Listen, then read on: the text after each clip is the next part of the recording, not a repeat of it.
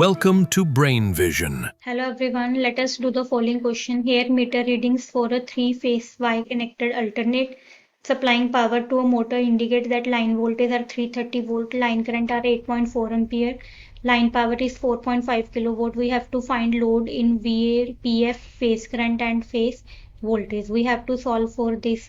Here we will solve. Firstly, we will solve for A point. Here S is given as under the root 3 VL into IL.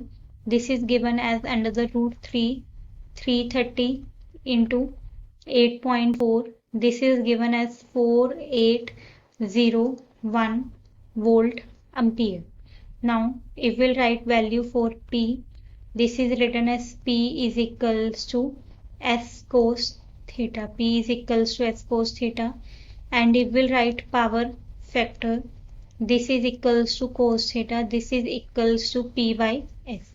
And if we write value for power factor, this is 4500 divided by 4801.24. This is 0.9372. If we'll solve for C, we will see for a Y connected load. For a Y connected load, we have IP is equals to IL is equals to 8.4 ampere. Next, if we'll solve for D, we have VP is equals to VL under the root 3. This is 330 by under the root 3.